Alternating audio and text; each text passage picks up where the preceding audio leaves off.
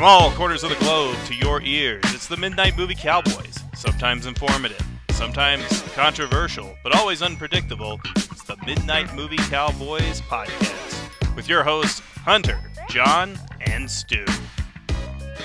And now, on with the show.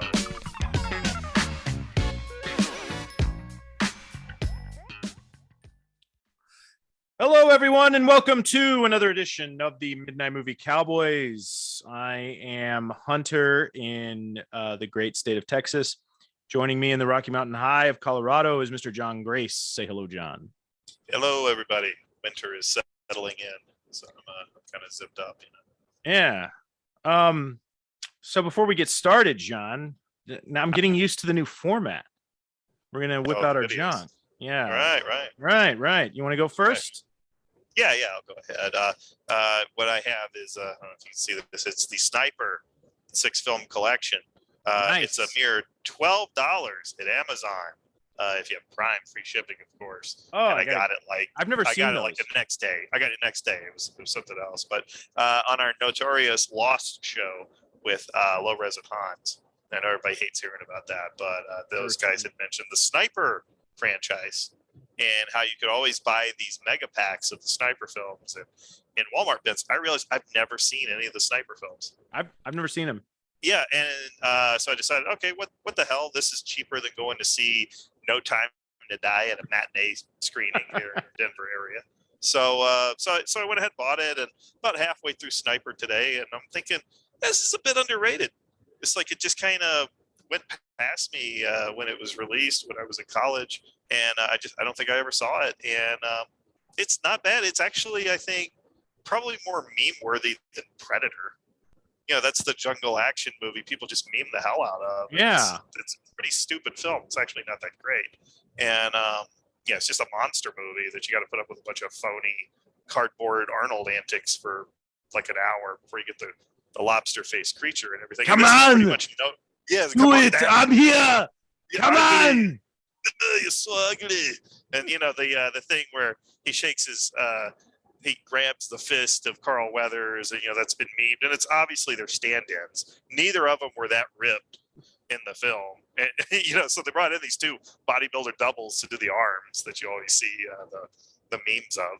And it was Shane Black. It was Shane Black and Jaleel White. Those were the two. I'm sure those guys were doing the juice. Arnold introduced them to ingesting steroids, but no, Sniper is it's a pretty decent film. I can kind of see why it has this sort of what would you call like a franchise that you never see anything about it online or like in the film hipster nonsense podcast world, but blue collar people are buying these sets and watching, and they know this film, and probably gun nuts know this one. And I shouldn't even use the term gun nuts. I'm just talking to people who appreciate good rifles for deer hunting and such, you know. Firearms appreciators. Yes, firearms enthusiast appreciators, you know. But it's so far, I'm liking the first one, and Craig Baxley, I guess, directed one of the sequels. You know, so it's like directed Action Jackson and Dark Angel, like AKA I Come in Peace, and some other pretty Stone Cold, some pretty decent action works of the '90s. So it's like there's some talent behind these. So check it out. It's a fascinating world I never thought much of. The Sniper franchise. So you either get in the sequels, you either get Tom Berenger or you get Billy Zane. But it doesn't win either way. But you got two good actors that you could. It's kind of like the Midnight Movie Cowboys. You know, we're not all on every show, but you're gonna get at least two of us. You know? Right. So it's kind of like, you know, it's a perfect setup. So yeah, I'm gonna have fun kind of binging on these. Yeah, I'm gonna. because of Hans. I got to pick that up. Thanks, Hans. Yeah, Hans, what do you think of Sniper? Hans, you like Tom Berenger? Do you like him better with a mustache or without? What do you think, Hans? You think who was a better Teddy Roosevelt, Hans? Tom Berenger or Brian Keith? or was it David Keith? Who was it? Brian Keith? It was Brian Keith. Yeah. Hans, you like Teddy Roosevelt? Do you think he was a good president, Hans? Listen to your friend Billy Zane. He's a cool guy. You like Billy Zane, Hans? You liked his arc in Twin Peaks, Hans? That Hans is like, I don't know if I've seen it or not. Hans like, I haven't seen that. We don't have that in Costa Rica. So yeah, I'm gonna definitely check those out. We should do a sniper show. Like, yeah, I kind of actually, even an hour into Sniper, I kind of feel like, I wouldn't mind having a Blu-ray of this. That's gonna be how we make it up to Low Res and Hans. We'll do a sniper. We should do it. Look at the at least the first Sniper. Yeah, because I know that they want to do Tom Berenger with us. Yeah, and we could bring it. We could port them into Billy Zane appreciation because we did the Phantom show, which has like 1,000 listens now. Yeah, the Phantom is underrated. If you haven't, Stu and I are big Phantom fans, so Billy Zane's great in that. It's like, who am I? What am I? Chop, live over here. Yeah, but you weren't on the show, so That's right. It had to be me and Stu talking about Australian culture and the Phantom. Yeah. All right, is that it for you? Yeah, that's it. All right, so I had a birthday this week, so I got a few things. Ziegfeld Follies for you musical fans. Warner Archive. Yeah, it's got stacked cast. You got Fred Astaire, not Tom Holland. None of that. This is the real deal. Fred Astaire. You got Lucille Ball. You got Fanny Bryce, the girl that Funny Girl was based on with Streisand. Yeah. Judy Garland. You got Gene Kelly, Lena Horne, Red Skelton. You got Sid Charisse, Keenan Wynn. So yeah, Ziegfeld Follies. I got this for my birthday. Pretty cool. Directed by Vincent Minnelli. So here's this is some Blu-ray Kino right here, John. Okay, the Benji Collection.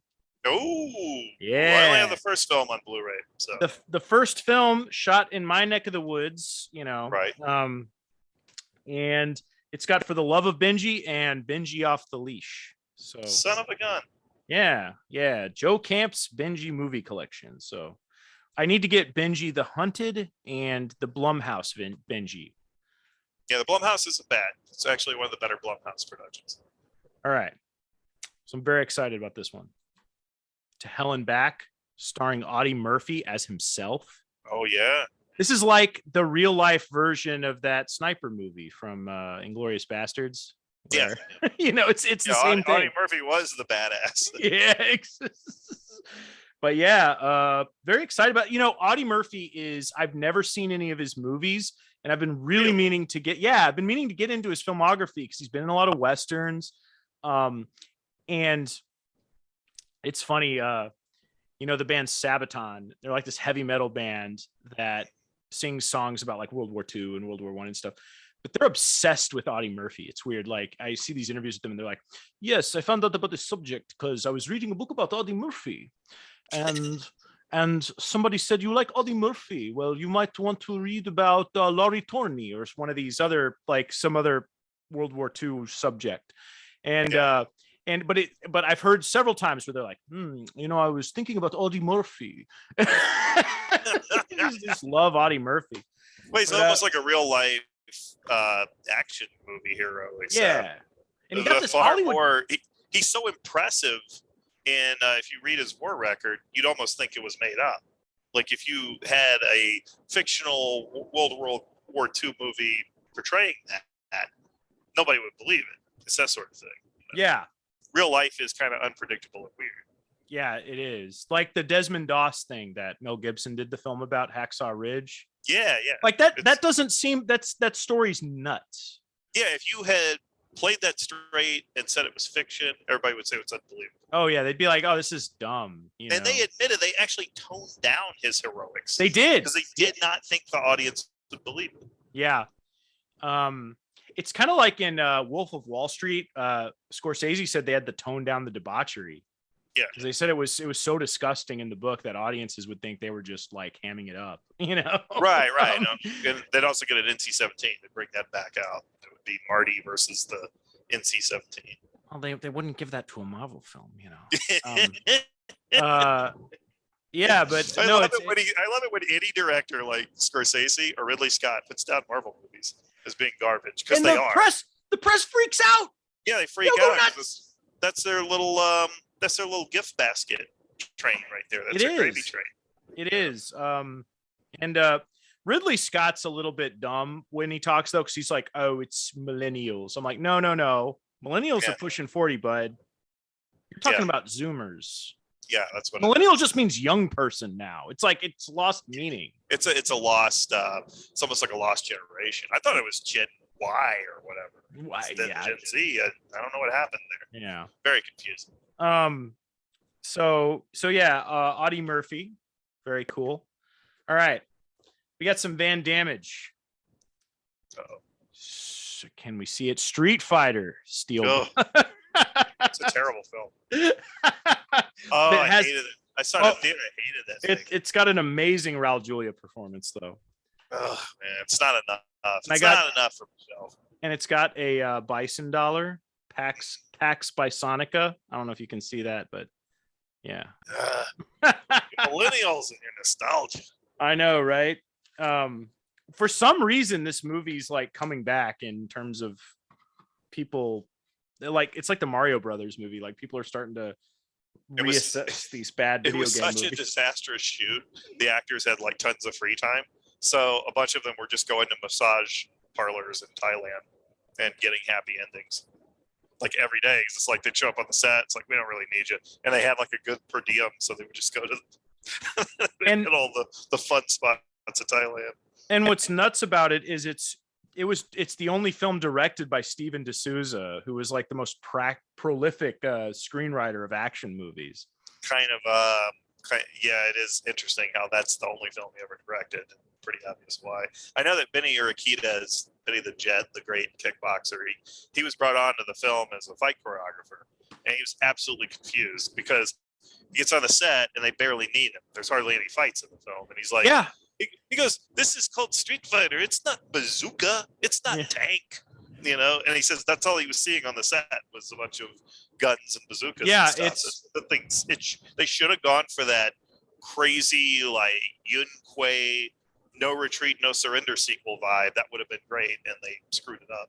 Really, it should have been more like Cory Yoon's Dead or Alive movie. Yes, yeah. In fact, that is almost like that's what the Street Fighter movie should have been. Yeah, was that, and it basically serves as Cory Yoon's greatest hits because it's like these rehash of fights from Raging Thunder or whatever you want to call it, and also Ninja and the Dragon's Den and Righting Wrongs and some of the other stuff he's made. Like you can see a lot of the moves rehash with Eric Roberts and Kane Kasugi and what's her name, the blonde from My Name Is Earl, Jamie Presley. That's her name, Jamie Presley. Yeah.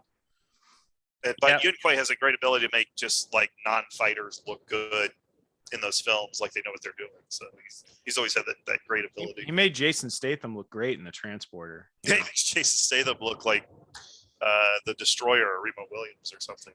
Yeah, we were reading the books, And none of the sequels could capture it. You know, like The Transporter 2. I didn't even see 3. Everybody said don't bother. 3 is terrible. But and then I see some of these phonies on Twitter like praising it. And I was like, okay, you didn't watch it, or you don't like fights because there's only like one fight scene in the whole movie. Yeah, the first Transporter is just awesome and it's fun. All right, so very excited about this one. Hard Target, the international cut. John Woo's best American film. Yeah, it is. It's better than Face Off. I didn't think we'd say that 20 years later or 30 years later. It is. It's better than Face Off. It's better than. It's definitely better than like Broken Arrow and Paycheck and MI2. Never saw Paycheck. I'm sorry. I never saw Paycheck. Yeah, it's not what you want from a John Woo film. Right. And I mean, it's not like unwatchable. It's not terrible. It's just, why am I here? Am I here for, do I want a Philip K. Dick thriller from John Woo? Like the director of Money Crazy? Come on. That doesn't make any sense. Yeah. But no, I like Hard Target quite a bit. And I've never seen this cut of it. And Kino Lorber put it out. They also put it out in 4K, but I heard there was like a recall with some of it. Like there's just, something wrong with it. So I haven't made the 4K leap and don't know if I ever will. So. Yeah. Most of the stuff I love, old Shaw Brothers movies, whatever, they don't benefit from 4K. They don't even benefit from high def that much. No, in Blu-ray you can see all the strings and stuff. The wires, the wigs, all that stuff. Yeah, it's not good. You can see the glue on the sideburns. You always see that sideburn wig glue. Right. And speaking of martial arts, that's it for me. For Whip Out Your Junk. The movie we're doing this week is The Man from Hong Kong, directed by Brian Trenchard-Smith. It's a shame Stu's not here because this is an Australian film from 1975, written and directed by Brian Trenchard-Smith. Very prominent exploitation director. Did stuff like Dead End Drive-In, BMX Bandits. And this film stars martial arts legend Jimmy Wang Yu. You've got James Bond, George Lazenby. You've got Toe Cutter and Immortan Joe, Hugh Keys-Byrne. And it's a movie that I have wanted to see for a long time, John. I've never seen it before. And I remember when I was in college, I found this book at a used bookstore on 70s Cinema. This was not a very good book on 70s Cinema because it was very narrow. Like, it advertised itself as a book on 70s Cinema, but it focused on like Michael Winner films and stuff like that. But it devoted a lot of real estate in the book to this movie. Really? Yeah. Was it an Australian book? Maybe I think it might have been British. I'm not sure. Yeah, that would make sense. That would actually make sense because this was a hit in England. It's actually a big hit in England. But I remember flipping through it and going, this author is obsessed with this movie called The Man from Hong Kong. And I remember it re-entered my consciousness because I got into Shaw Brothers movies. And one of the first ones I saw was The One-Armed Swordsman. Right. And so I got into Jimmy Wang Yu. And, then I went, oh, he's the Man from Hong Kong. And it's got James Bond, George Lazenby in it. But I just remember, correct me if I'm wrong, but was this kind of tough to track down on video? It was mainly in America because 20th Century Fox picked it up, released it over here under the title The Dragon Flies, which is a terrible title. And, awful title. I saw that and I was going, what were they thinking? And the trailer wasn't very good, and I think it underperformed. I don't think it did that great. I don't care much for the trailer myself, and it has like a review in Leonard Maltin's TV movie, so it obviously got some sort of wide release, and this is the TV movies of the 70s. And I remember reading a review in Deadly Hands of Kung Fu, Marvel Comics, when they were doing black and white comic magazines like Savage Sword of Conan. They did a Kung Fu cash-in black and white magazine, and what was cool about it, in addition to like these comic stories with Shang-Chi and Iron Fist and Sons of the Tiger, is it had all these articles reviewing kung fu films that the Marvel writers were seeing in Chinatown and seeing on 42nd Street.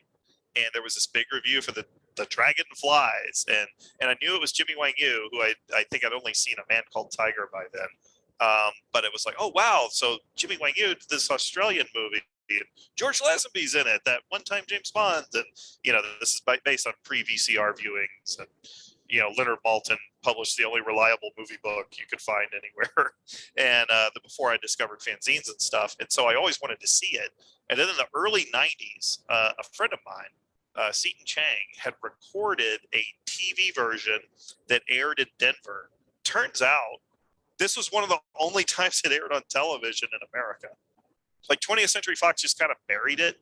Like they just, left it in a vault and put it out in some TV markets where kung fu movies were doing really well in the ratings. And I don't know if it aired anywhere else, but that was the only copy I had for years. And then I got like an uncut VHS because it's a pretty hard PG rated movie. It actually got a PG rating back then, believe it or not. That's tough. It's like pretty quick in, Jimmy Wang Yu's going to bed with this girl from Sydney, and they both have awful skin. Yeah. One of those, like in the 70s, love scenes, it was like there was no attempt to make, like, in the 90s, you know, if the cinematographer showed any cellulite on Sharon Stone, Yeah. you're not working. You're not working in this town again, buddy. Blacklisted man. He's blackballed. He's out. In the 70s, it was like, oh, you get to see everybody's like weird moles and birthmarks and dry skin, especially in HD. Like, you couldn't see that on television back then. Maybe you could see it in the theater, but boy, you have HD transfers now, and it's a whole new ball game. I was sitting there looking at Ross Spears and Jimmy Wang Yu going, like, oh, and you know, like Australian women, like the sun there does something to their skin too. So like, it had that going on. Too much sun, you know. It's like I would have my whole face consumed in cancer if I lived in Australia, I'm sure. Yeah, there's something there, but my whole head would be one big carcinoma. You know, it'd be terrifying. But yeah, I'm surprised it got a PG because it's a pretty violent movie.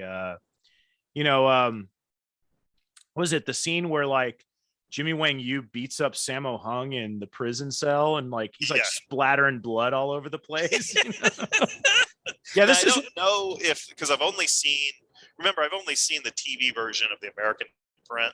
I don't know if they made cuts to get a PG, but my understanding is the film actually had a PG rating, which is funny. Well, if that's true, it's pretty funny. But of course, I misremembered Tango and Cash as having a PG-13, which apparently it did not. But everybody else also remembers it being a PG-13, so it might just be the tone of the film.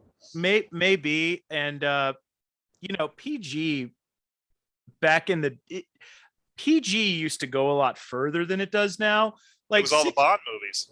16 Candles got a PG and that has boobs in it, you know. That would be an R today. Yeah, easily. Oh yeah, easily. You know, Poltergeist was a PG and a guy tears his face off. Billy Jack has a rape scene. I mean, there's no nudity, but there's rape, and it's pretty harsh scene. Oh, parents, just come with your kids to see Billy Jack. Yes, see a real American hero. See a real American hero kick his shoes off before he beats up a rapist. Yeah, I think he shoots a character right between the eyes, and there's the blood splatter. I believe so. I haven't seen the movie in years, but there's things I recall about it. It's like, boy, this is a hard PG. Even when I was a kid, I was like, this is rough for a PG. But so I'm glad I'm not just incompetent, because I was wondering, like, because I remember looking for this movie when I read about it, and I just couldn't find it. But it's Twilight Time is the only American video release it's had. Really? Yeah, because there was an Australian DVD actually supposedly put out by a branch of the Australian government in the Double O's, which I got.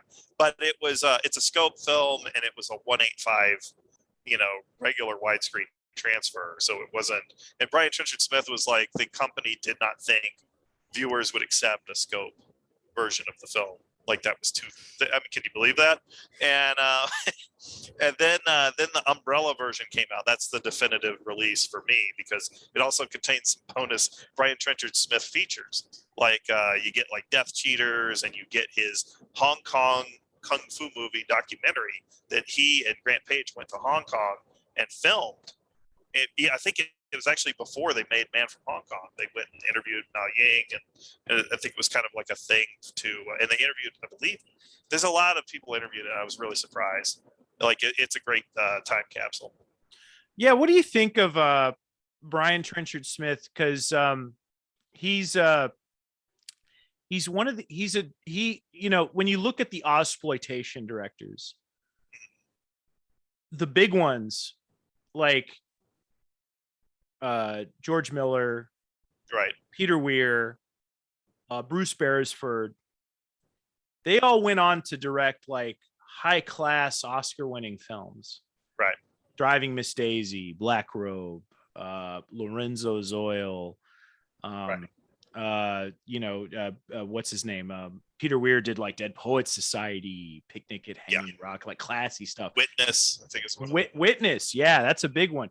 He did one of the all-time greats, Master and Commander. Yeah. That should have been a series, that's a great film. Yeah, because there's like 1,000 of the books in that series. Yeah. I mean, that would be so cool if we got more of those. But Brian Trenchard-Smith, when you look at the CV of big exploitation directors, he's the only one who never broke out of that. He still does kind of exploitation type movies.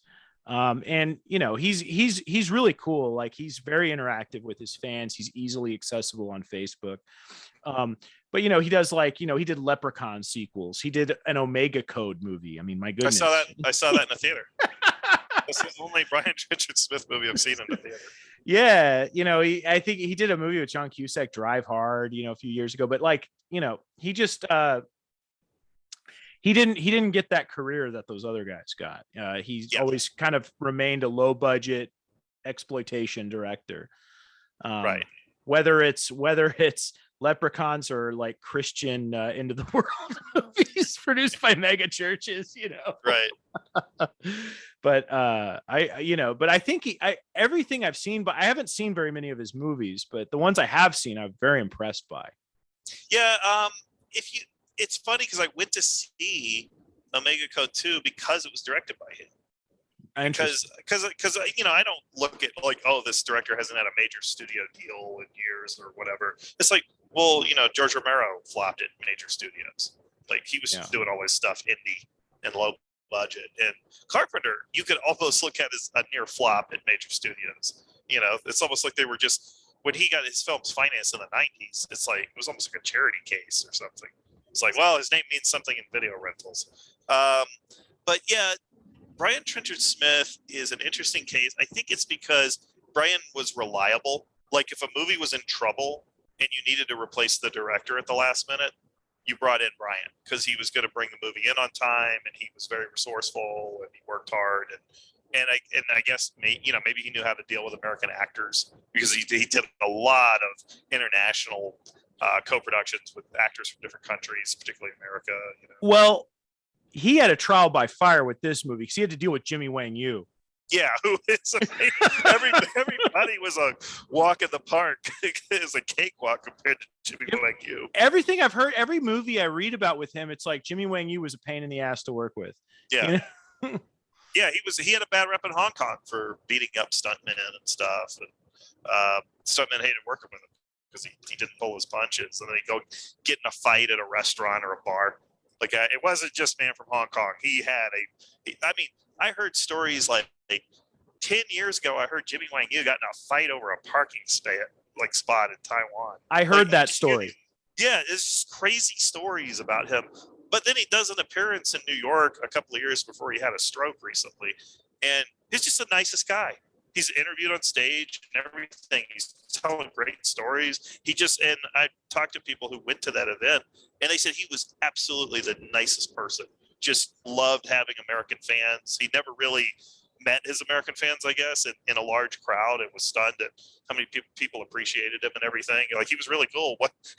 One friend of mine, he said he asked Wang Yu to punch him in the stomach. So how funny! And he said Wang Yu rolled up his sleeves and was smiling. So yeah, and then he ended up like Houdini, right? Yeah. He went on to fight in Thailand, and I think he learned Wing Chun in Hong Kong or something. I don't know. He had some crazy Asian adventures. Now he works for Macaulay Culkin or somebody like that. But I haven't kept up. But he might be back here. I'll give him a buzz or try to run into him, I guess. But but Wang Yu was apparently just great. Like, and they said he was way cooler than Jackie Chan was when he appeared at the same venue years ago. Yeah. Didn't have bodyguards, brushing people off and stuff or anything. Just signed everything. Just loved talking to people and shaking hands and everything. And so, you can't. Maybe there's something about like the work vibe versus the glad handing vibe. Could be, and it also could be he's one of these tough guys that thinks making movies is like I don't want to get weird with our language here, but in old school, it's a sissy profession. Right. It's not hard work. It's not tough guy stuff. It's, you're pretending and play acting. Like on the interview that's on the Umbrella Blu-ray, they have all the interviews, the complete interviews from that Australian documentary about exploitation, Not Quite Hollywood, which I think has helped. That's helped give this movie a reputation, I think. I think it has, and Brian Trent, the Twilight Time one has the uncut Brian Trenchard-Smith interview from Yeah, that. this has the interviews with the actors and producers, and like Rebecca Gilling they talked to her, they talked to George Lazenby. So the Umbrella one has really got some great bonus Yeah, features. it sounds like that's the one to get. But Brian says that he went to Hong Kong because he originally wanted to pitch this to Bruce Lee, and supposedly on his way to Hong Kong, Bruce is dead. So they said, "Oh, but we have another star who would be perfect for this, and he speaks very good English, Jimmy Wang Yu." And then he says, "But he can't meet you right now. He's out hunting in Taiwan, like he's on a hunting trip." And they go, "Okay, well, when's he going to get back?" He goes, "Well, we can't contact him, but he'll call us when he's done with the hunting trip or whatever." So what a weird vibe. Well, because I was going to ask you about that, because I read that this was originally conceived as a project for Bruce Lee, right? But I didn't know if Bruce was ever officially attached to it. No, because the thing is, I can't see Bruce doing a movie like this after Enter the Dragon hit. You know, I think he would have been like Hollywood studio guy after that. Try to ride that wave. You know, I think he would have done a movie like this once that dried up, you know. Right. He'd have to branch out or something if he wanted to still star in movies. A lot of people close to Bruce claim that he originally just wanted to be a director. He didn't want to star in anything anymore. So who knows? Who knows what's real? With Bruce, the history has been rewritten so many times. I don't know what's true. Bruce is one of the most difficult subjects to study. Yeah. You know, having been a history major in college, you know, there's just so much stuff around Bruce that just smells like BS, you know, and smells like phony. And it's just, there is so much smoke and mirrors around that guy that I think doing a really cutting to the heart and the truth is so difficult because people worship him and are willing to run cover for him and stuff like that. Yeah, as soon as his death happened, his cult just almost sprung up within months. Yeah, and you know, you'll see it even today. Like, you know, letters will show up about him, you know, wanting cocaine shipped to a set, and people go, "Oh, you know, that. What does that prove?" Yeah, it's a time thing. They were all doing it. What do you mean? He wasn't addicted. He wasn't addicted. It's kind of like, you know, he just had a small drug problem. Right. Well, and there's also a dispute how many fights he had, and he never fought professionally. So it's like, why are people calling him a great fighter? And Jimmy Wang Yu probably had 1,000 fights. Like, the thing is trouble. Brian Trenchard-Smith describes dealing with him. Like, he takes him out to a bar. Wang Yu's clearing every shot of every bottle in the bar, and then suddenly just getting into a fight and apparently breaking windows within an hour. So Wang Yu, you know, I hold his filmography in higher esteem than Bruce's. Same here. One-armed swordsman, Return of the One-Armed Swordsman, one-armed boxer, you know, one-armed Master of the Flying Guillotine. Have you seen Beach of the War Gods? No. Spectacular. And Brian Trenchard-Smith said before he met Wang Yu, he was a big fan of Beach of the War Gods. He thought it was brilliant. But like, I think as far as star power goes, I think Bruce has more charisma or star power, but Wang Yu is the better. Like, I just think the material he put out surpasses Bruce, I think. Yeah, and Wang Yu made a film that's better than anything Bruce ever made, which is Zatoichi Meets his Equal, which is where he did a Zatoichi film playing the one-armed swordsman. And that's, by the way, I believe, the film that got him banned from working in Hong Kong. Yeah, talk about that, because Wang Yu was a Shaw Brothers star, but he got blackballed from them. Well, what happened was Wang Yu had some big hits, Tiger Boy, which everybody says is lost. It's actually not. It's like the Hong Kong Film Archives, because Toby Russell was able to screen it a few years ago, so it's not a lost film. I don't know who spread that rumor, maybe Rick Myers. But One-Armed Swordsman, The Assassin, he made like these just masterful, classic Shaw Brothers sword films in the 60s, because Kung Fu had not been established as a genre yet. Then he pretty much invents the Kung Fu genre of Chinese boxing. He directed that. I think he wrote it. He stars in it. That was the first film to be like, okay, I've got to learn this technique. to beat these invading Japanese and with the Chinese nationalism and everything. It was very, I mean, they had Kung Fu films before that, but they were like in the Wong Fei Hung variety where it was kind of fun and there was some comedy and the Kung Fu wasn't like killing anybody. And I like those films, but they're not what Wang Yu was doing in Chinese Boxer. And that really brought it. And by the way, Bruce was ripping it off with Fist of Fury. Don't even doubt it. Oh, yeah. For a second. Yeah. And so that's a huge hit. Wang Yu is getting paid something like $300 a week because he's under a Shaw contract. Even though he's making these box office hits that are probably making a couple of million in Asia, he's getting paid just a lame salary. And I think he asked Run Shaw for a raise or a bonus, and he was told no. So Raymond Chow's starting up Golden Harvest. He had worked for Run previously, and he was starting up a company with a bunch of people who felt that they could make more money not working for the Shaw Brothers. And they took over the Cathay Studios. Cathay had been basically the rival of Shaw Brothers in the 60s, and I think may have even been established before them. But Cathay mainly made, I believe, like musicals, dramas, comedies. I don't think they made a lot of action movies. Their movies are very difficult to see. But so they took over Cathay Studios. Wang Yu starts making movies for Golden Harvest, and immediately the lawsuit starts flying. And then when he did a co-production with Japan with Shintaro Katsu, that because he's playing a character from a Shaw Brothers film, they hit him with the trademark lawsuit saying we own the One-Armed Swordsman, you can't make One-Armed Swordsman movies. And I guess they lost the suit because Wang Yu could not work in Hong Kong. He could not make movies there. He could only make them in Taiwan.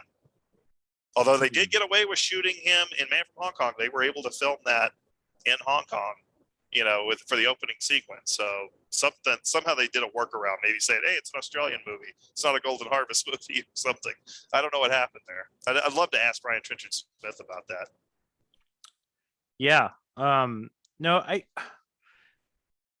was there something with him doing One-Armed Boxer or something like that? I think One-Armed Boxer might have started it, but I've read that it was One-Armed Boxer, he was just ripping off his Shaw Brothers film. And then I've also read that it's because he played the One-Armed Swordsman in the Zatoichi movie, and Shaw Brothers had nothing to do with that Zatoichi movie. That was Golden Harvest released it in Hong Kong. That's what started the problem. And whichever one is the truth, I don't know. Because I noticed, hey, it must not have been settled in 1974 or 75 because there's Wang Yu in Hong Kong in the opening scene and Man from Hong Kong. So I don't know. I don't know what the truth is. Speaking of Hong Kong, I thought this film, like when they're in Hong Kong, I was thinking about it. You see a big overlook of that city. Like I've never seen a Hong Kong movie where I really, and I haven't seen the vast majority of them. Right. But I was going, you get this film has a really broad look at its locations. Maybe it's something to do with the motif of having characters fly on hang gliders. But yeah. I was thinking, I'm getting a really big look at Hong Kong in this movie. Like, I think you can you see Kowloon in there, the walled city? Probably. It's like, I think it's because it was an early Australian action movie. I think it's like maybe the first Australian stunt movie, like action film, trying to do like a James Bond thing. And part of the James Bond deal, what it used to be with the movies, they were almost like travelogues. They were like travelogues with action because they'd always show off the cities and stuff. So I think what Brian was doing with this film was he was showing off Hong Kong like it was, an exotic place to visit or whatever for the Australian audience. So that's why you got these great shots. And Hong Kong movies, particularly those set in modern Hong Kong in the 70s, kind of took it for granted. Oh, well, everybody lives here. We know the city. I never really got a feel for the city from those movies. Yeah. And in this film, I was going, oh, there's the bay. There's, I was going, I can really look at it. I can see I feel like I could see Kowloon in some areas. I'm kind of fascinated with Kowloon because it's, I played this game called Shenmue 2. The Shenmue games are a tribute to martial arts movies, but they honestly, the games go way too big with it, where the plot takes place over the course of several games and all that. And you're the student who's trying to avenge the death of his master by chasing this guy. but so 3 games in, we still haven't caught him. But in the second game, you go to the first game, you're in Japan, and it's home and it feels familiar. And the game makes you kind of feel comfortable in Japan because everybody knows you. But then at the end of that game, you leave for Hong Kong. And in the second game, you're in Hong Kong. And it's very unfamiliar. And you're constantly getting swindled and scammed. And like, you know, I think there might be some anti-Chinese bias there. Oh, because it's Japanese. But right. But oh, yeah, it's determined to be there. But there's a whole sequence where you're in Kowloon. And I was going, what the hell is this? I was going, this city is terrifying. It's just a giant building that people live in. And it's just a big enclosed slum. I was going, who set this up? What is this? Yeah. But I think, and you know, it's gone now. The government tore it down, but, right. But when it was deserted, didn't Jackie Chan film a movie in there when it was deserted before they tore it down? I can't remember. It's like, it's possible. It seems like if you watch a lot of Hong Kong dramas or comedies from the 70s, of course, I'm the only guy who probably does that, you know, doesn't live there. And there's always, like, they're always set in these apartment complexes, very tall buildings, and they seem just jam-packed with people. And a friend of mine who's visited Hong Kong several times, the same one who recorded Man from Hong Kong off Denver TV, he said that we were walking out of a comic book convention, the Denver Comic Con, and it was just bodies pressed to get like a rock concert moving. And he said, this is what Hong Kong is like all the time. And I'm like, oh man, I don't know if I can handle. I've always wanted to visit that city, but I don't know if I can handle it, you know. So, movie set in Kowloon. Yeah. 1982, Brothers from the Walled City, the Shaw Brothers film. Right. You got Long Arm of the Law. I've seen that. Yeah, I've seen that. Bloodsport with Jean-Claude Van Damme. Right. Here's the Jackie Chan one, Crime Story. Okay. That's not a favorite of mine. I've only seen it like twice. Yeah, I've never seen it. I just remember reading that he shot it there, and it was when the city was cleared out to be demolished. Right.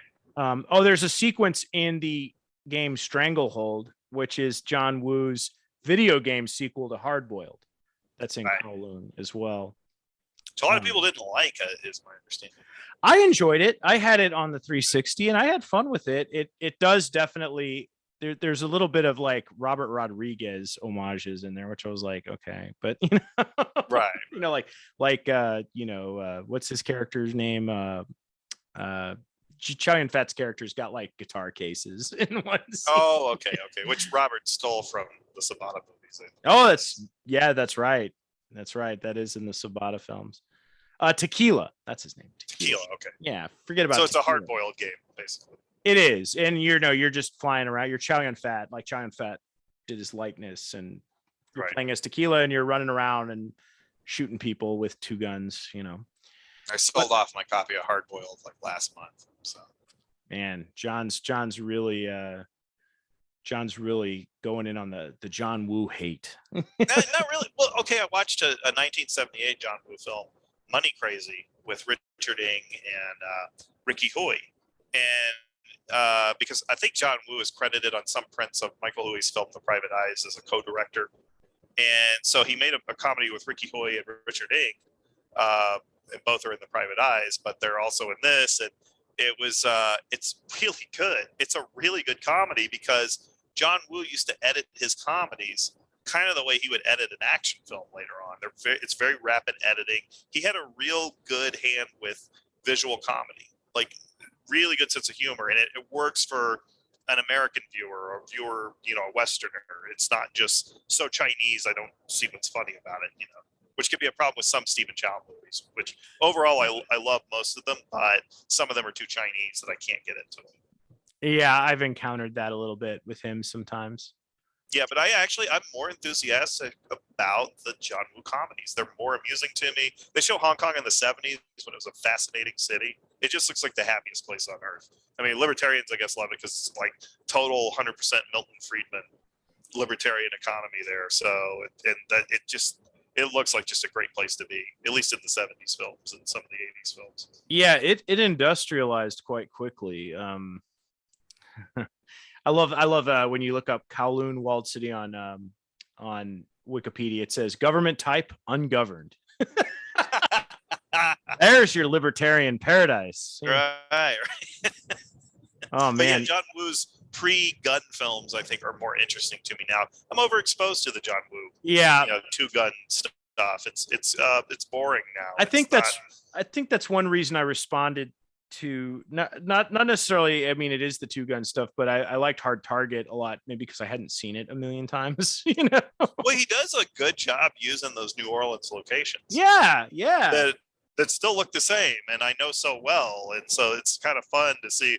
Oh, there's Van Damme, dodging bullets and riding a motorcycle around where Tower Records, where I could pop in, because back when in the pre-internet days, if you wanted to get a good selection of CDs, had to make a 3-hour road trip down to New Orleans to go to the Tower Records there. Yeah. Just to have access to CDs. Otherwise, it would take months to get your record store to order them for you. So, but yeah, it's kind of just fun to see all those locations, and to see a Bourbon Street crowd indifferent to a homeless man being hunted by by Lance Henriksen and Arnold Vosloo. So it's more nostalgia, I think, and it's more fun to watch than Hard Boiled. I hate to say it, I know I'll get crucified for that, but I don't know. I just have more fun watching Hard Target.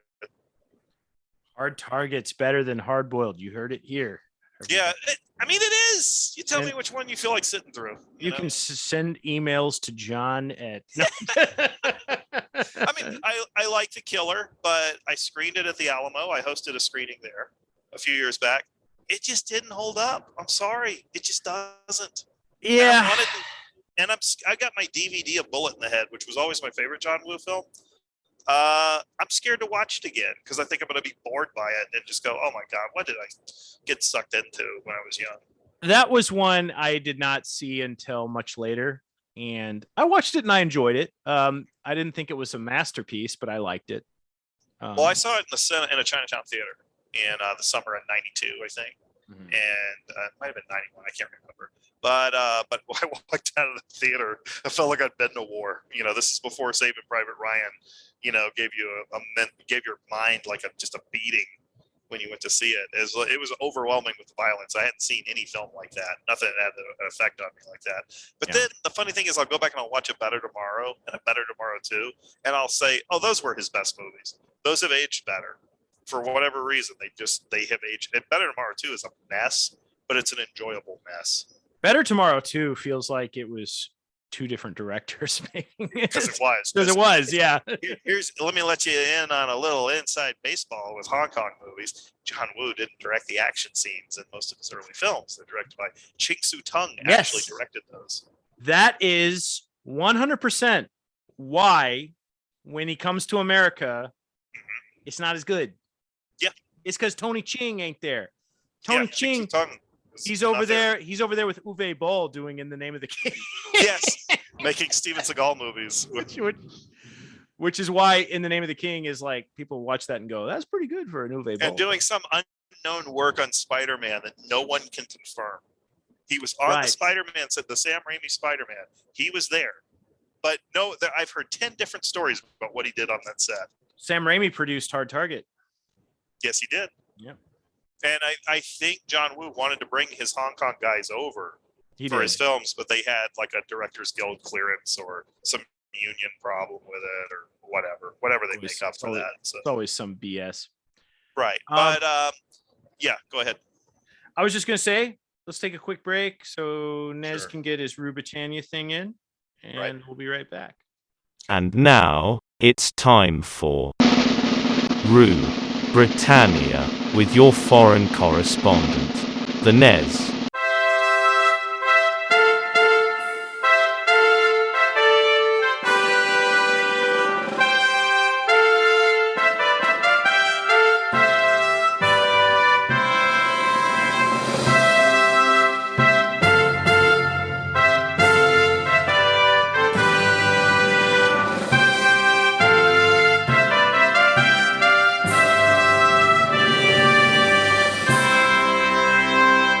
This is your weekly briefing, and you are most welcome to it. In a move that will surprise nobody other than 8-year-old children who tell Jill Biden to shut the fuck up, ITV have unveiled their Christmas schedule for the season.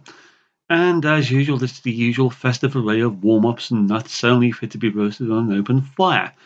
There's the woke CRGT Christmas Day episode of Darling Buds of May, starring Bradley Walsh, Christmas episodes of The Chase, starring Bradley Walsh, and Breaking Dad, which funnily enough also stars Bradley Walsh. Not all bad news now. The highlight of BBC One's Christmas Day schedule is the festive episode of Doctor Who, also starring Bradley Walsh. Remember the old days when over Christmas people would just simply make their own entertainment away from television? You know, Kaplunk, Buckaroo, Crossfire, Connect 4, Colditz. Well, they're back.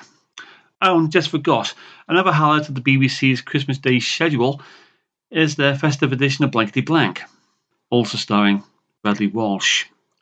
Speaking of Christmas, and the Prime Minister switched on the Christmas tree lights at Downing Street this week.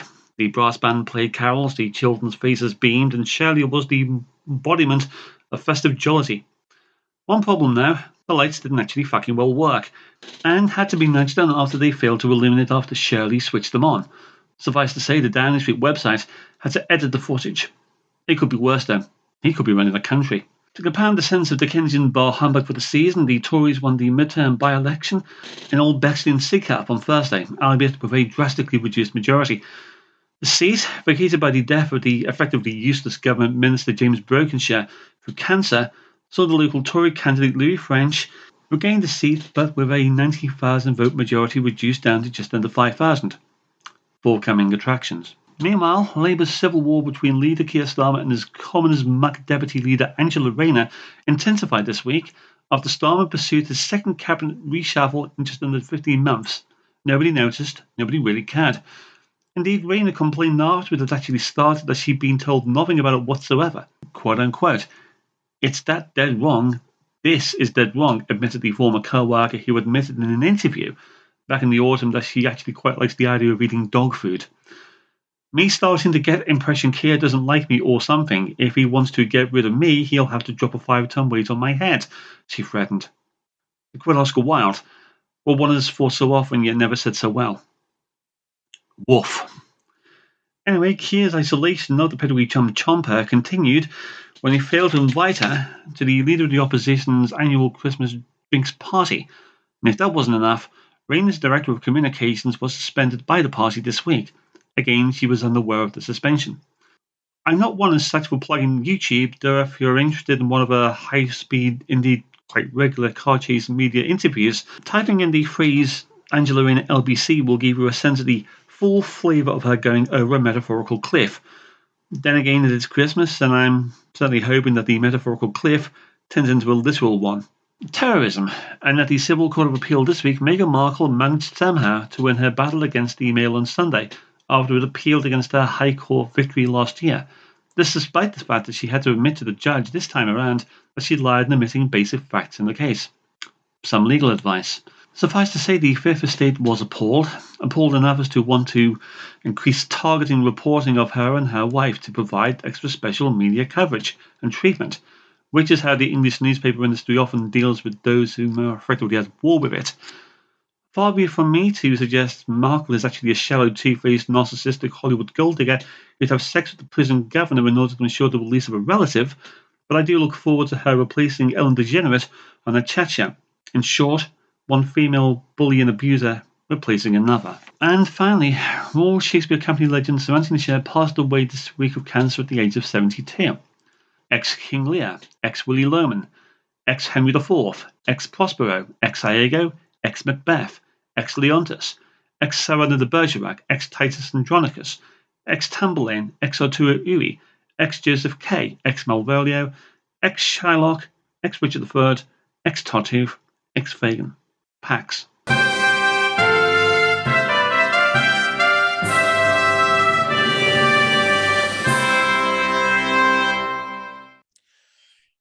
And we're back. And yes, so back to the man from Hong Kong. So One thing about this movie, John, is it is a martial arts movie, but it's also an exploitation movie because it's got all those car chases. Yeah. It's got more car chases than any kung fu movie you've ever seen. Yeah, because it's a big Aussie film, and Grant Page, the kung fu, the guy who actually came up with the concept or the treatment for this movie, or the original idea. He was like a stunt genius, like in cars and hang gliding and about every damn thing, hanging off buildings. He's frequently Wang Yu's stunt double, and has a gratuitous fight with Wang Yu, where he plays an assassin early in the film, and they just fight through this restaurant kitchen. And just awesome, so good. Trick in the book. It's so good. It's so good. And the funny thing is, Sammo Hung kind of rehashed a comedic version of that fight in The Private Eyes, because he directed the fight scene, the kitchen fight. There's a kitchen fight in The Private Eyes where they got flour and they use sausages as nunchakus and stuff. It's a pretty funny scene. Eventually, we'll have to review that movie on the show. But yeah, Grant Page was kind of like a stunt genius. And Brian Trenchard-Smith said that Wang Yu seemed to disrespect everybody except Grant, because Grant was like another tough guy, so he had total respect for him. It's kind of like Jackie Chan's being a pain on this movie. Let's get Sammo. Yeah, exactly. He just respected, because I guess Grant Page was like a former Australian commando, whatever that division's called, and he just was one of those guys, just unafraid. And later, Brian Trenchard-Smith put him in a movie called Stunt Rock, where he's the star playing himself, and he's actually got a good personality and everything, and I wouldn't say he's a movie star, but he's a pretty likable guy. And he's doing all his own stunts and everything in that film. But yeah, it's got these crazy car stunts, and you could tell they didn't quite, like, they didn't have the safety regulations they have now for this sort of thing. And so it almost looks like they're crashing family picnics or something. Yeah. They have extras doing stuff I don't think extras should be doing. No, there was stuff where I was going, this is really dangerous what they're doing. Yeah. Because they're just making it up as they go along. And I think, one thing to consider, there's no excuse for what that asshole Jimmy Wang Yu was for the film, but I'm wondering if a lot of it had to do with he didn't respect the idea that Australia was trying to make action movies, because their film business was very young. So yeah. Maybe he thought the idea of Australians making movies was stupid to him. I don't know. But supposedly, like Brian Trenchard-Smith said, Wang Yu came up and totally apologized to him at the Hong Kong premiere for the way he treated him and everything. So, because I think he didn't respect Brian, because Brian was a very young, new director, and Wang Yu had already been in the business for like 10 years. Well, yeah, and directed films, and who's this kid? Who's this kid who's telling me how to make a movie? Right. It's like, so, but whatever the problems behind the camera, and the truth is, a lot of movies have problems with the star. It's not unusual. You just never hear about it. But I guarantee Jackie Chan is a pain in the ass for some directors. Bruce Lee was probably a pain in the ass. A lot of these guys are. It's just like, but in America, I'm sure Schwarzenegger's a problem. Certain actors, there's a reason you'll see them real big in one movie, and suddenly you don't see them in other movies for a while. And it's like, I was doing The Great Escape in my class. Steve McQueen. Yeah. My goodness, what a pain that guy was. Right. It's like, we'll say, oh, Bruce was a jerk, and it's like, well, you think Steve McQueen was any nicer? No. And a funny thing is, like, when I get into the arguments about Bruce Lee's legacy, I swear to God, it's the last time I'm mentioning Bruce Lee on the show. No, it's not. They'll always talk about Kung Fu, like they think Bruce Lee invented Kung Fu, the TV show. And they'll say David Carradine was a degenerate and a depraved man. And I'm like, wait a minute. Bruce Lee died in his mistress's apartment, and now we know about his drug use. So you really can't use that standard against him when you're against David Carradine. I blame the movie Dragon for that. Yes, they had this clean as a whistle, good family man. He talked like a 70s surfer dude in the 1950s. Well, and it also has him inventing the show. Yeah.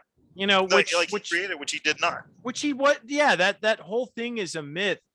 When I got into Kung Fu movies, it was amazing how many like narratives were fed to me that turned out to be complete nonsense. Oh yeah, boomer creations. I think it's kind of my job to start destroying all these myths that we've been fed over the years. Yeah, because I'm ticked off about it because I believe that stuff for a cup of coffee or two. Well, and it's because the scholarship on this stuff is so poor. It's bad. Like charlatans who don't know anything, like Rick Myers, have they've pumped out all these narratives that sound romantic, but they're not. Right. They do not match up to reality at all.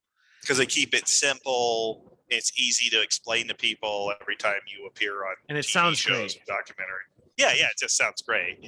Bruce was so wise, man. Invented Jeet Kune Do. He's just right. Yeah.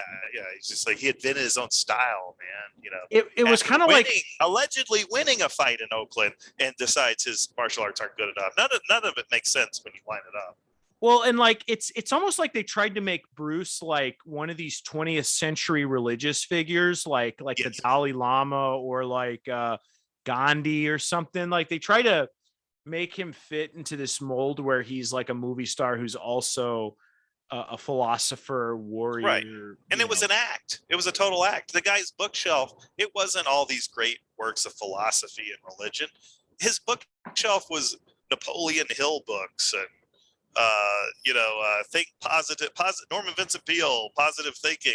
That was where he was getting all his stuff from. And he thought it was hilarious that Americans were so fascinated by this fortune cookie way of talking. Yeah. They'll just say stuff like that really means nothing. And Americans just like, ooh, that's the wisdom. And Americans will never say, you sound like Elmer Fudd. Yeah. They won't tell him. Yeah, that's one reason he didn't star in many movies. What was that? Yeah, what was that? An exhibition? Be like water, my friend. Yeah, it's like that voice. They would have had to consider dubbing him or whatever if he were still alive. They dubbed Mel Gibson. Yeah. Well, I explained that to somebody, and I said that's because Americans were not used to the Australian accent. Yeah. And they just weren't used to it because Australians only started making movies that were imported like 5 or 6 years before. Speaking of The Great Escape, James Coburn plays an Australian in that movie. You wouldn't know it unless the movie didn't keep reminding you, because Coburn forgets he's playing an Australian. He's James Coburn, and then occasionally goes, "Oh, all right." Oh God, I haven't seen that thing in years, but I totally forgot about all that. But he'll go, "Of course it works," but then he'll drop the accent in some scenes. Like he doesn't know how to do it. What is that? Is that a cat? Yeah, it's Fez. But yeah, no, it's just funny. Like that was the 60s, right? And so it was almost like they couldn't decide if they wanted to do an Australian accent or not in the film. Well, like Richard Dawson, the Family Feud host, I didn't know he was Australian until years later, because he was on like Hogan's Heroes, and he'd have movie roles and such, but I don't think he used his accent, or I don't know, maybe it just sounded different back then. It's hard to explain. Yeah, it doesn't sound like our pal Stu. I know that. No, that doesn't sound like Paul Hogan or Mel Gibson. No, it's very different. No, I love the dub of Mad Max where the guy's like, all right, raunchy, very raunchy.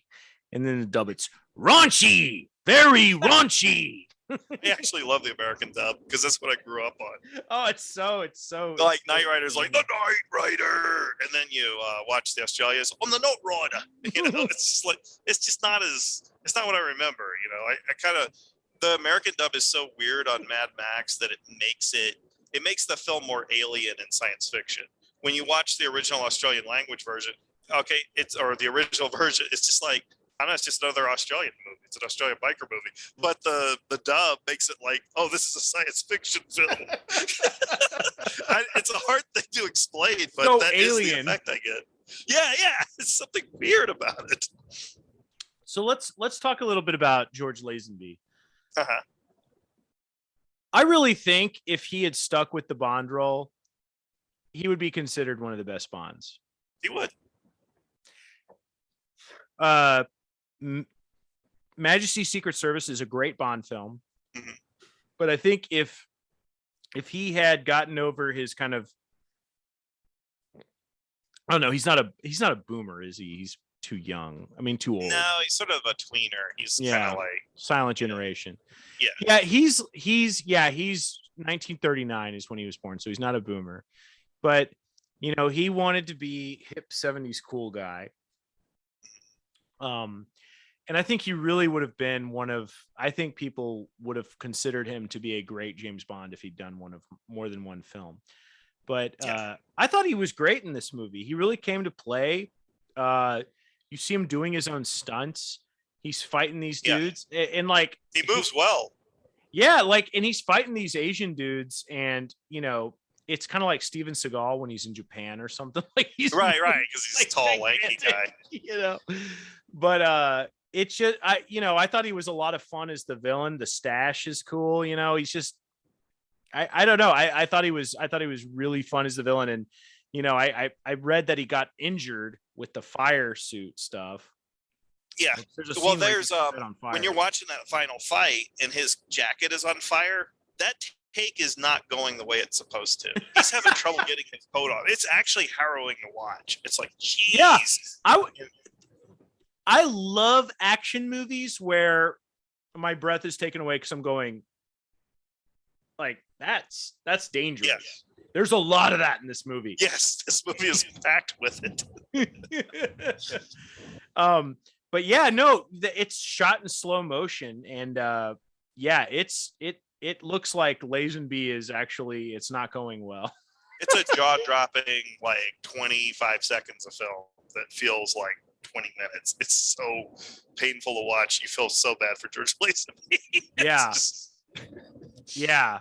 But I was impressed that he really brought his A game to really fight with Wang Yu and fight with these guys. He wasn't going to use doubles. He's there to play. You got to see a movie called Stoner with it. Seth Rogen? No, it was made for Golden Harvest in like '74, and it's George Lazenby teaming up with Angela Mao Yang, and he has these long take fight scenes with Sammo Hung and Yen Yu and Lam Chen Ying and all these guys who later on became huge stars with the Golden Harvest stunt crew. And he's moving great. He's like tumbling, taking hits. It's like, for all the reputation he had at the time, he's always drunk on the set and all that stuff, he moves like a friggin' wildcat here. He does a lot better than any other actor who's kind of thrown into that Hong Kong, action thing and has to try to, match up with the stuntman. He did a great job, especially being a tall dude, because tall guys don't always move that great. And it's like when I saw Stoner in widescreen for the first time, I could really appreciate how they were doing this stuff.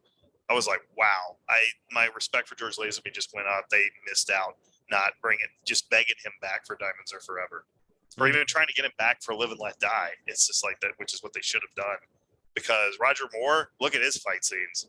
And then look at George Lazenby. It's like, oh man, this guy. Yeah.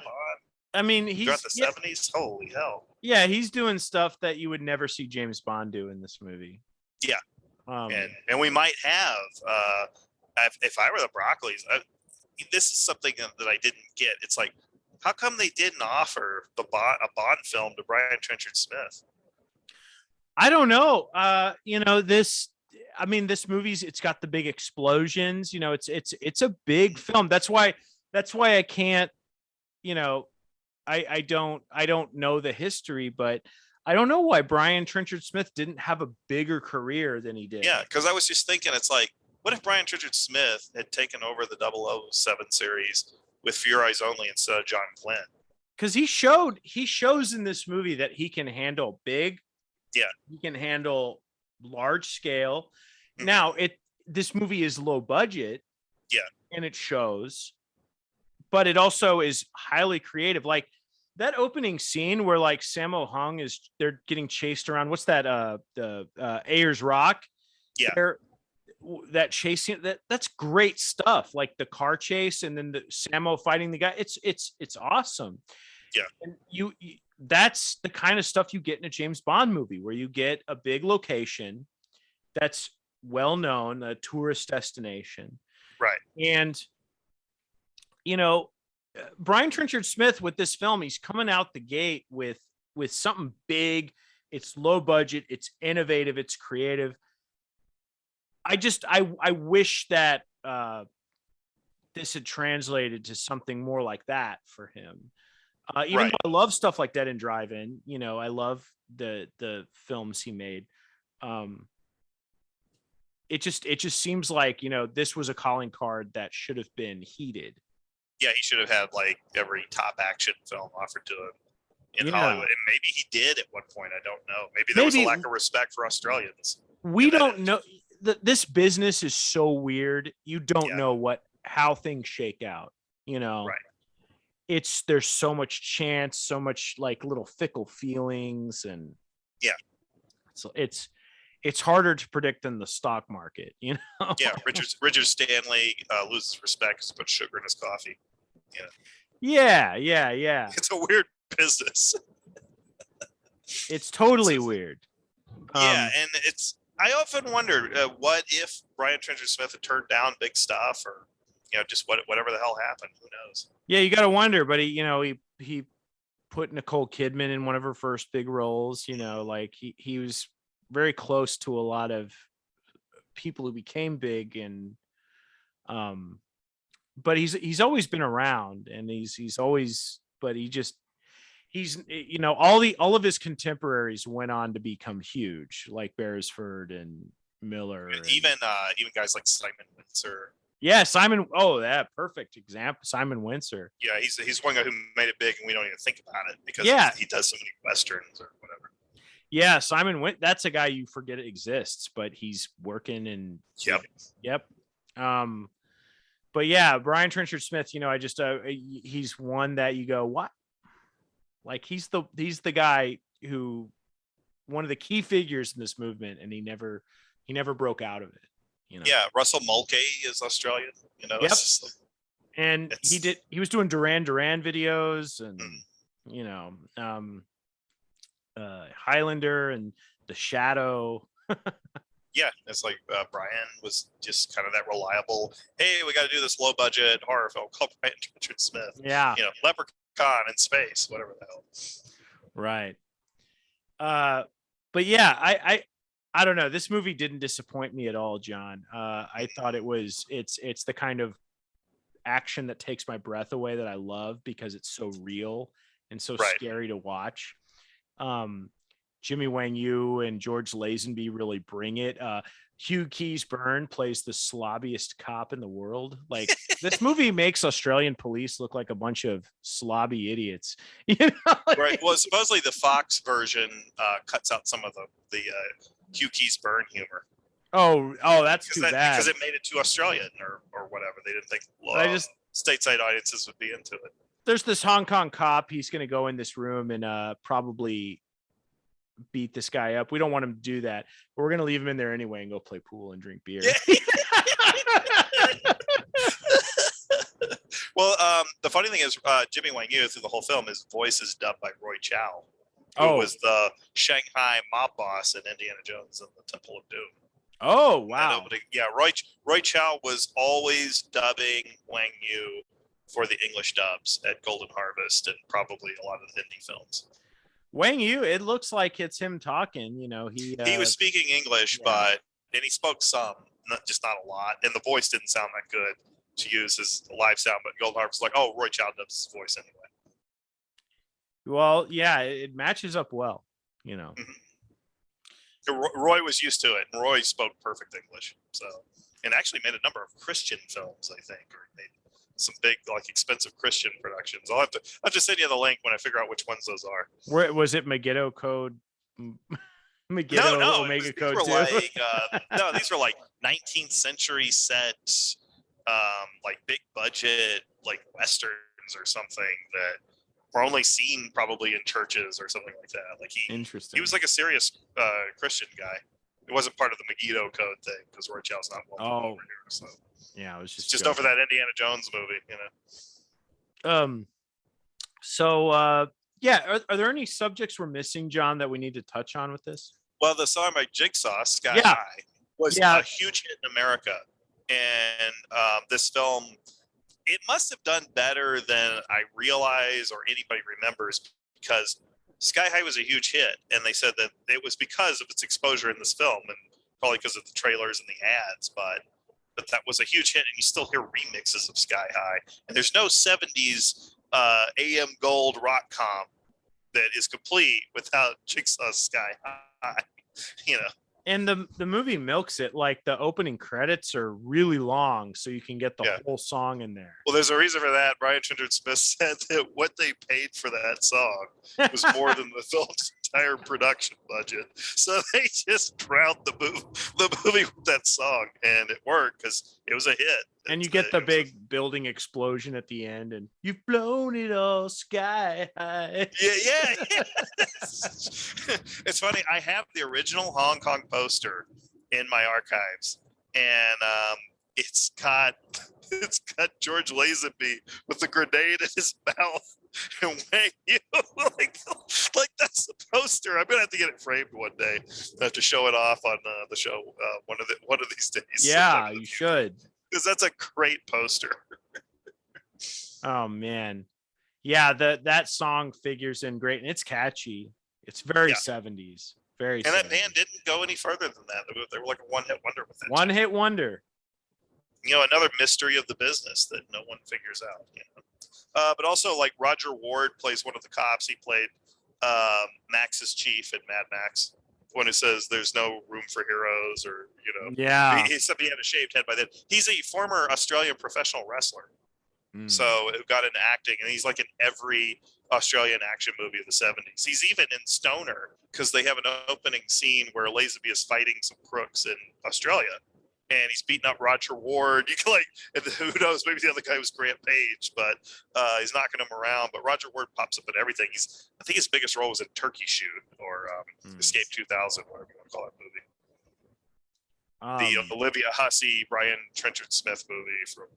It also has what's his name, who played Charles Manson, Helter Skelter, Steve Railsback. Yeah. Olivia Hussey. Yeah, that figures.